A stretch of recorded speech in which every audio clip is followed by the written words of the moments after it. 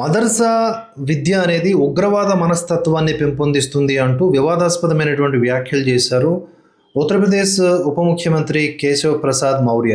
ఒకసారి ఆ వార్త చూద్దాం. మదర్సాల్లో చదువుకున్న వారంట భారత్ మాతాకి జై, వందే మాతరం అనే నినాదాలు చేయరనన్నారు. ఈ వ్యాఖ్యలకు స్పందించినటువంటి ఎస్పీ నేత శివపాల్ యాదవ్, ఉగ్రవాదులను భాజపా పోషిస్తోంది, వారి కార్యాలయాల్లోనే వారు కనిపిస్తారు, వారందరికీ భాజపా శిక్షణ ఇస్తోంది అంటూ వ్యంగ్యాస్త్రాలు వదిలారు. మదర్సాలు ఉనికిలో ఉండకూడదంటూ తస్లీమా నస్రీన్ చేసిన వ్యాఖ్యలను ఆల్ ఇండియా ముస్లిం పర్సనల్ లా బోర్డు గడిచిన మంగళవారం తీవ్రంగా ఖండించింది.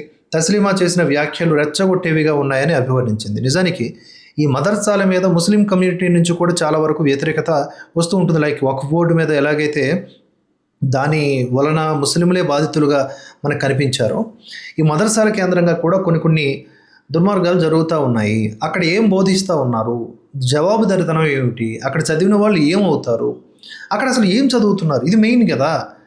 అక్కడి నుంచి వచ్చినటువంటి వాళ్ళలో ఏమన్నా మత ఛాందసవాద భావజాలాలు వస్తున్నాయా, ఇవి పరిశీలనలోకి తీసుకోవాలి ప్రభుత్వాలు.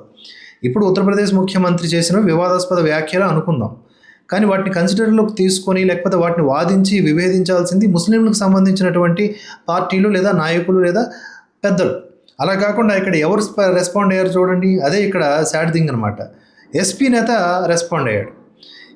ఇక్కడ మదర్సాలకు ఎగనిస్ట్గా మాట్లాడింది ఒక హిందూ లీడరే అండ్ ప్రోగా మాట్లాడింది ఒక హిందూ లీడరే. మధ్యలో వాళ్ళు మాత్రం సైలెంట్గానే ఉన్నారు. కొన్ని సందర్భాల్లో వాళ్ళ యొక్క ప్రవర్తన వాళ్ళు చూపిస్తూ ఉంటారు, వాళ్ళ హక్కుల కోసం వాళ్ళు పోరాడుతూ ఉంటారు.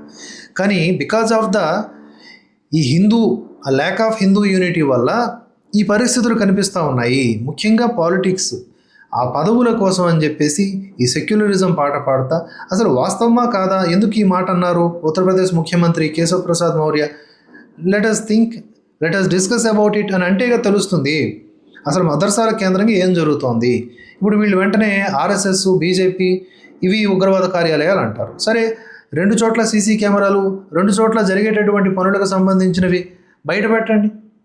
ఆర్ఎస్ఎస్ శాఖలకు వెళ్దాం మనమంతా కలిసి, మదర్సాలకు పోదాం, 2 కూడా సీసీటీవీ ఫుటేజ్ అండర్లో ఎవరో ఒకరు పర్యవేక్షించినట్లు పెట్టండి. ప్రభుత్వానికి సంబంధించిన ఒక శాఖ. అంత అనుమానం ఉంటే ఆర్ఎస్ఎస్ మీద కానీ లేకపోతే మదర్సాల మీద కానీ రెండింటి మీద ఒక నిఘా, డిజిటల్ నిఘా పెట్టండి. దీన్ని ఒప్పుకుంటారా ఎవరన్నా? ఒప్పుకోకపోతే అనుమానమే.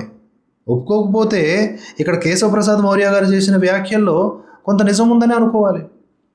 కనుక దేశంలో ఏం జరుగుతోంది అనే విషయాన్ని మనం అన్ని కోణాల్లోనూ గమనించాల్సిన అవసరం ఎంతైనా ఉంది.